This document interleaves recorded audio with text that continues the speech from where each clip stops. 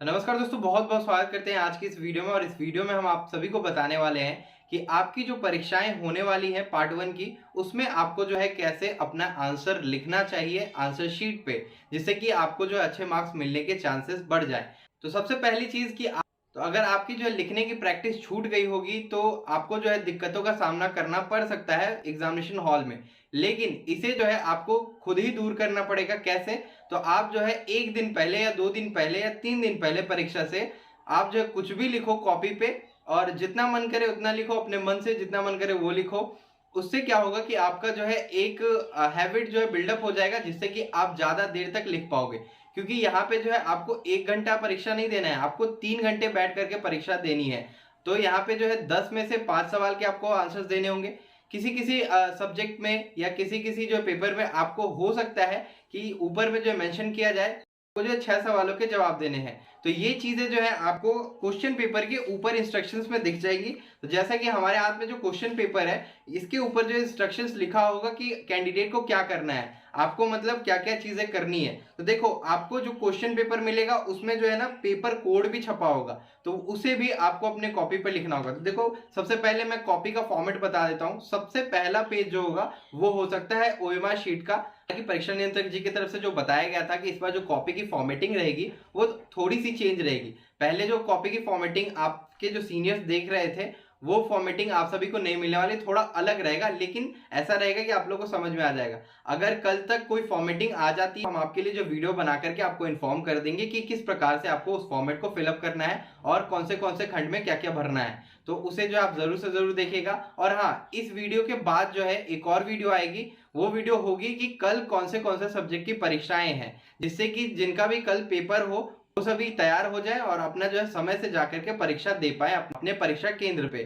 तो इसलिए वो वीडियो होगी। फिलहाल इस वीडियो में हम बात करेंगे आपको अपना आंसर शीट पे कि जो कैसे कैसे सारा चीज जो है लिखना है और कॉपी पे जो है आंसर अपना कैसे देना है। तो सबसे पहले पेपर तो आपका हो जाएगा ओएमआर शीट वाला, जिसपे कि आपको अपना नाम, roll number, registration number, college का नाम हो सकता है, कॉलेज का अगर कोड होगा तो वो भी आपको जो फिलअप करना रहेगा। और जो आपको एडमिट कार्ड मिला है उस पर डेट मेंशन नहीं है, यानी कि उस पर डेट्स नहीं दी गई है कि आपका जो है फिजिक्स सब्जेक्ट का या केमिस्ट्री सब्जेक्ट का या फिर हिस्ट्री ऑनर्स का या अकाउंटेंसी ऑनर्स का परीक्षा किस डेट को है। तो इसके लिए ही जो है वो वीडियो मैं बना रहा हूँ, जो कि थोड़ी देर बाद आपको दिखेगी, जिससे कि आप लोग को पता चल पाए कि आपका परीक्षा कब कब है। हालांकि एक और वीडियो हमने बना रखी है अकाउंटेंसी वालों के लिए अलग, यानी कि बीकॉम वालों के लिए अलग, बीए वालों के लिए और अलग, और बीएससी वालों के लिए अलग। तो बी और बीएससी तो एक में ही है, बस बीकॉम वालों का अलग है। तो वो वीडियो आप लोग जरूर से जरूर देख लीजिए, जिससे कि आपको पता चल पाए कि आपका परीक्षा किस किस दिन है। तो चलिए, ये जो है टॉपिक थोड़ा अलग है, इसलिए हम टॉपिक से भटकते नहीं है। बात हमारा ये है कि आपको कॉपी में आंसर अपना कैसे लिखना है। तो सबसे पहली चीज कि आपको 32 पेजेस की जो है कॉपी मिलेंगी, ठीक है। 32 पन्नों वाला जो है आपका जो है आंसर शीट मिलेगा। अब देखो, पेज क्या होता है और आपका जो है पेपर क्या होता है। तो एक ये जो है ये पूरा एक पेपर हो गया, ठीक है। और आपका जो है इधर पेज नंबर आप लिखते हो, कॉपी पे देखते हो ऊपर में डेट का कॉलम दिया रहता है, पेज का कॉलम दिया रहता है। तो ये एक पूरा एक पेज हो गया, ठीक है। और ये एक पूरा पेपर हो गया, ठीक है। तो पेज एंड पेपर में आप अंतर समझ लो। देखिए, एक सवाल का आंसर आप मैक्स टू मैक्स कितने में दो, तो 6 पेजेस में आप जो है मैक्स टू मैक्स आंसर्स दो, ठीक है। हर एक क्वेश्चन का जो है अगर आप आंसर 6 पेजेस में या 5 पेजेस तक अगर लिखते हो तो आपको जो है मार्क्स अच्छे मिलते हैं। तो इधर एक पेज लिख दिया, फिर इधर एक पेज लिख दिया, ऐसे ही करके आगे जितने भी आपके पेजेस होंगे उसमें आप जो आंसर लिखते जाना। और कई छात्र कह रहे हैं क्या कि क्या हम एक पेज छोड़ करके लिख सकते हैं? नहीं, ऐसी भूल तो बिल्कुल मत करना। अगर आप एक पेज छोड़ोगे, जैसे मान लो कि ये ब्लैंक छोड़ दिया और पलट करके पीछे लिख रहे हो, तो कुछ जो टीचर चेक करने वाले होंगे ना, उनके पास इतना टाइम नहीं होता कि वो पन्ना पलटेंगे और वो देखेंगे कि हाँ बेटा तुमने इधर कुछ भी लिखा है कि नहीं लिखा है। उनको इतना टाइम नहीं होगा। वो जैसे ब्लैंक देखेंगे यहाँ से वो काटना शुरू करेंगे और फिर पेपर पलटेंगे, देखेंगे फिर यहाँ लिखे हो वो भी काट देंगे, क्योंकि आपने यहाँ पे गलती किया, आपने ये छोड़ा है। ये छोड़ने का मतलब ये हो जाता है कि आपको इसके आगे या तो इस क्वेश्चन का आंसर नहीं आ रहा है, या फिर आप कुछ लिखने वाले थे लेकिन आपके पास समय नहीं रह पाया, आपने नहीं लिखा। तो ऐसा भी हो सकता है, इसलिए वो गलती बिल्कुल मत करना कि हाँ हम एक पूरा पेज ही छोड़ देते हैं फिर अगला क्वेश्चन स्टार्ट करते हैं। और कुछ स्टूडेंट का सवाल ये भी है कि क्या हम क्वेश्चन भी उतारेंगे आंसर शीट में। ये किसने कह दिया भाई कि आप क्वेश्चन उतारोगे वहां पे? यार क्वेश्चन पेपर जब आपको मिला हुआ है तो आप क्वेश्चन उतारने में अपना समय क्यों वेस्ट करोगे? क्वेश्चन कभी मत उतारना, सिर्फ क्वेश्चन नंबर लिख देना। हाँ, ये जरूर मेंशन करना कि उस क्वेश्चन में एक्चुअल में जो पूछा जाएगा, कुछ पूछा जाएगा, मान लीजिए कि पौराणिक काल की कोई भी चीजें अगर पूछी जा रही हैं, या पूछा जाएगा what is the definition of law of demand, तो आप ये पूरा क्वेश्चन मत लिखना कि what is the definition of law of demand. आप सीधे लिखना लॉ ऑफ डिमांड, और उसके बाद जो है नीचे पूरा जो है लॉ ऑफ डिमांड लिख करके पूरा उसको एक्सप्लेन कर देना, डिस्क्राइब कर देना, ठीक है, कि क्या क्या होता है लॉ ऑफ डिमांड में। ठीक है, ये चीजें आपको करनी है। अब ये पूरा क्वेश्चन उतारने जाओगे तो ये तो वही बात हो गई कि भाई आपको लग रहा है ऐसा कि क्वेश्चन लिखने से कहीं आपको मार्क्स मिल जाएगा, और टीचर क्या समझेंगे कि हो सकता है इसको तो आंसर ही नहीं आ रहा था, इसने इसीलिए जो है क्वेश्चन उतार दिया है, और इसके बदले में क्या मिलेगा आपको? या तो अंडा या फिर 2 या 3 मार्क्स आपको मिल जाएंगे। इसलिए ऐसा बिल्कुल मत करना। जो टॉपिक है या हिट हेडलाइन हो गया उस क्वेश्चन का, वो आप ऊपर लिख देना, क्वेश्चन नंबर लिखना, उसके बगल में वहां पे आप जो है हिट हेडलाइन लिख देना, जो भी उसका होगा। मान लीजिए हिंदी में अगर आप लिख रहे हो तो हिंदी में जो भी क्वेश्चन आएगा तो उसे आप लिख देना। मान लीजिए आपको स्क्रीन पे मैं क्वेश्चन दिखा रहा हूँ, भारत सरकार की वर्तमान औद्योगिक नीति की समीक्षा कीजिए। तो आपको क्या लिखना होगा इसमें से? औद्योगिक नीति, ठीक है, भारत सरकार औद्योगिक नीति लिख देना, क्वेश्चन नंबर 1 ऐसे करके, ठीक है, और औद्योगिक नीति लिख करके आप उसको जो नीचे पूरा एक्सप्लेन कर देना। क्वेश्चन नंबर 1 ये दिखाना, हाईलाइट करना कि ये क्वेश्चन नंबर 1 है, बगल में बड़े में लिखना क्वेश्चन नंबर 1, या फिर आप जो स्केल से लाइन खींचोगे उसके बगल में आप क्वेश्चन नंबर 1 लिख करके और उत्तर लिख करके या आंसर लिख करके, आप जैसे भी इंग्लिश में लिखते होंगे तो आंसर लिखना, हिंदी में लिखते हो तो उत्तर लिख करके आप जो पूरा उसको एक्सप्लेन करना 5 से 6 पेजेस में। ठीक है, तो ऐसे करोगे तो मार्क्स ज्यादा जो है मिलने के चांसेस रहते हैं। तो एक क्वेश्चन आपका 20 मार्क्स का हो जाएगा। इस वजह से मैं आपको बोल रहा हूं कि आपको जो है थोड़ा लंबा लंबा लिखना चाहिए। आप जिनका जो है 6 क्वेश्चन अटेम्प्ट करना है तो उनके लिए मार्क्स वेटेज कम हो जाएगा, वो आप कैलकुलेट कर लो कि कितना हो जाता है। 100 मार्क्स का ही पेपर होगा, और देखिए जिसमें प्रैक्टिकल है, जिसमें नॉन प्रैक्टिकल पेपर है, तो उसका जो है आपको इतना इधर घोर मट्ठा नहीं करना है। उसके लिए ऑलरेडी वीडियोस जो है बनी हुई हैं, तो प्रैक्टिकल के लिए जो है मत सोचो। आपका जितने भी मार्क्स का पेपर है आप मतलब क्वेश्चन वाइज डिवाइड कर लो कि कितने मार्क्स का जो है टोटल आपका क्वेश्चन पूछा जाएगा, कितने क्वेश्चन का आपको आंसर करना है। ये सारा इंस्ट्रक्शन आपको क्वेश्चन पेपर में ऊपर में हेडिंग पढ़ते टाइम में दिख जाएगा। देखो 3 घंटे का पेपर होगा, 15 मिनट पहले आपको क्वेश्चन पेपर दे दिया जाएगा जिससे कि आप क्वेश्चन पेपर को पढ़ पाओ। उसके बाद जैसे ही टाइम होगा आपको आंसर शीट दिया जाएगा, और हो सकता है कुछ कॉलेजेस में जो है एकदम टाइम होने पे ही, मान लो 9 बजे से परीक्षा शुरू हो रही है तो 9 बजे ही आपको आंसर शीट भी मिले, 9 बजे ही क्वेश्चन पेपर भी मिले, तो वहां पे झगड़ा मत करने लग जाना। क्योंकि कई स्टूडेंट को मैंने देखा है कि एकदम अग्रेसिव मोड में आ जाते हैं, मास्टर जी दीजिए, जल्दी दीजिए, टाइम निकल रहा है, कमेंटबाजी करने लगते हैं। तो ऐसे हालात में क्या होता है कि आपको जो है एग्जामिनेशन हॉल से बाहर निकाल दिया जाता है, या फिर आपको कॉपी सबसे लेट मिलेगी। इसलिए ज्यादा तेजी मत दिखाना वहां पे। आप सिर्फ अपने एग्जामिनेशन देने जा रहे हो, किसी और की जो है मदद करने के चक्कर में फंस मत जाना। और कुछ स्टूडेंट कह रहे क्या चोरी कर सकते हैं, देखिए चोरी आप कर सकते हैं। बहुत सारे ऐसे कॉलेज होंगे जहां पर कि गाइड खोल करके पूरा चोरी चल रहा होगा, तो आपको भी मन करेगा कि हम चोरी कर लेते हैं, हम आंसर देख करके लिख लेते हैं। तो आप कितना ही आंसर लिख पाओगे 3 घंटे में? आप ज्यादा से ज्यादा जाओगे तो 20 पेज 22 पेज तक ही लिख पाओगे। इनफैक्ट कई छात्रों को तो मैंने ये भी देखा है कि वो 12-13 पेजेस तक पहुंचते पहुंचते, क्योंकि उनको गाइड में खोजना पड़ता है ये वाला टॉपिक किधर है, अरे मिला नहीं, सर देख रहे हैं, फिर नीचे डाला, इतना में टाइम निकल जाता है। तो वैसे स्टूडेंट प्रमोट हो जाते हैं, फिर बाद में बोलते हैं हमने लिखा था, नंबर नहीं मिला। तो देखो चोरी के भरोसे अगर रहोगे तो ज्यादा दूर तक नहीं जा पाओगे। नंबर तो आएगा लेकिन ज्यादा नंबर नहीं आ पाएगा।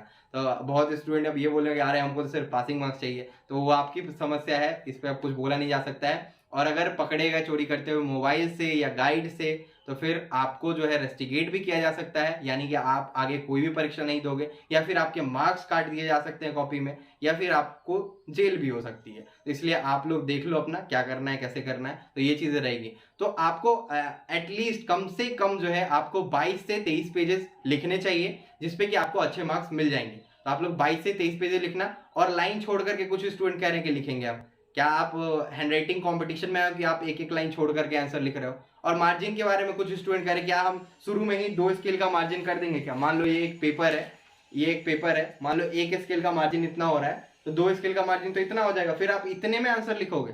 यार वैसा कभी मत करना। मतलब मार्जिन करने का मतलब हो गया कि 1 स्केल इधर छोड़ो, 1 स्केल इधर छोड़ो, ठीक है, दोनों तरफ से छोड़ो और बीच में फिर लिखो, कोई दिक्कत नहीं। या फिर आप 1 स्केल का इधर मार्जिन छोड़ के आप लिख सकते हो, ऐसा कर सकते हो। बहुत स्टूडेंट होते हैं कि बीच में यहाँ पे मतलब जिनके पास स्केल नहीं होता वो लोग ये जुगाड़ अपनाते हैं, ऐसे करके जुगाड़ अपनाते हैं और वो 2 बार फोल्ड कर देते हैं ऐसे करके, और यहाँ से वो लिखना शुरू करते हैं, यहाँ से फिर वो पेन से लाइन खींचते हैं। तो इतना मत करो यार।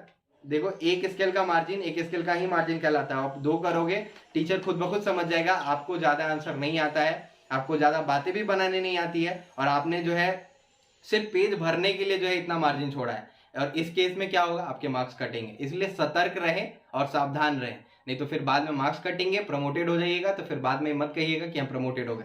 जूलॉजी वाले जो स्टूडेंट है, केमिस्ट्री वाले जो स्टूडेंट है और फिजिक्स वाले जो स्टूडेंट है, उनके जो है रिजल्ट हमने पेंडिंग में जाते हुए देखे हैं। और उनसे जब मैंने पूछा है कि आपने कितने पेजेस लिखे थे, तो 14 पेजेस लिखे हैं। आपने क्या किया था, तो हमने तो थ्योरी लिखा था। तो 14 पेज में थ्योरी अगर लिखोगे तो प्रमोटेड ही होगी।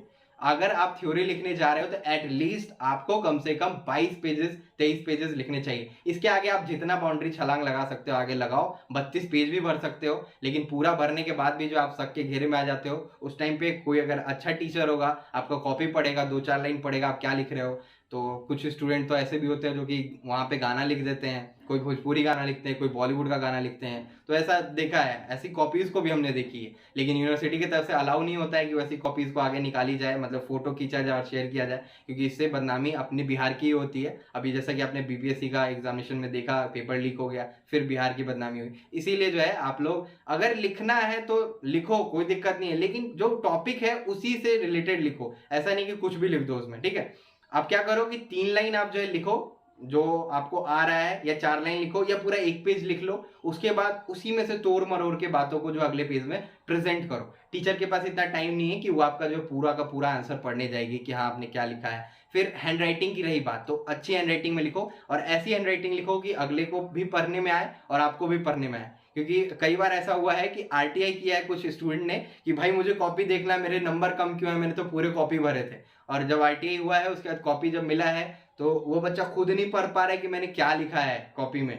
वहां पे एग्जाम कंट्रोलर ने बोला कि पढ़ो, ये क्या क्या लिखे हो तुम, तो वो खुद नहीं पढ़ पा रहा है कि उसने क्या लिखा है। तो ऐसी हैंडराइटिंग मत लिखना जो कि आपको खुद ही पढ़ने में ना आए, ठीक है। तो ऐसी हैंडराइटिंग लिखो कि अगले को भी पढ़ने में आ जाए और वो आपको खुशी खुशी मार्क्स देने के लिए तैयार हो जाए। 20 में से कम 15 नंबर तो दे के ही जाए, ठीक है। और 15 ना मिले तो 12 भी मिल जाए, तो ऐसे करके जो आपको मार्क्स मिल जाते हैं। और जिसकी हैंडराइटिंग नीट एंड क्लीन है ना भाई साहब, उसके नंबर बहुत उठते हैं, ठीक है।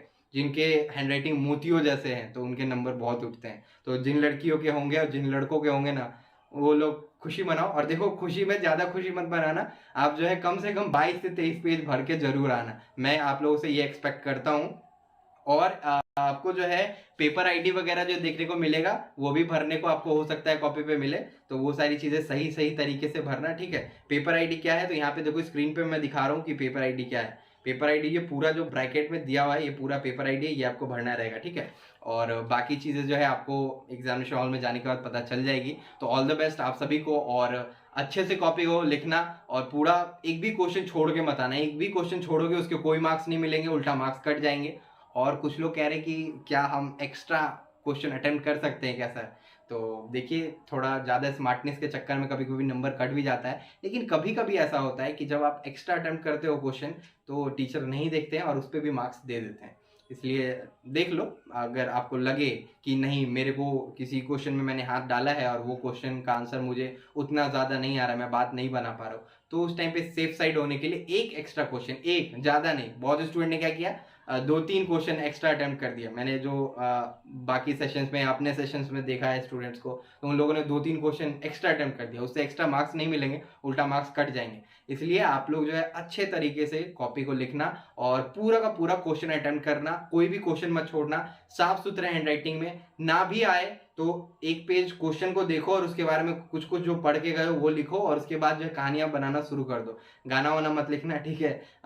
बाकी जो इसमें मुन्ना भाई होंगे वो लोग अपना देख लेना ठीक है। तो इस वीडियो में बस यही था, और मार्जिन वगैरह के बारे में मैंने आपको बता दिया, और अच्छे से प्रेजेंट करना, और बस कॉपी को भर के आना बिल्कुल, और हर एक क्वेश्चन को अटेम्प्ट जरूर करके आना। तो आज की वीडियो में बस इतना ही। ये वीडियो अगर पसंद आया तो वीडियो को लाइक करो, और चैनल को सब्सक्राइब नहीं करो सब्सक्राइब करो, बेल आइकन को ऑन करके रखो। वैल्यूएबल कमेंट जो है नीचे कमेंट बॉक्स में जरूर से जरूर करना, और अपनी राय बताना कि ये वीडियो आपको कैसी लगी। तब तक के लिए हम चलते हैं, धन्यवाद, फिर मिलेंगे अगली वीडियो।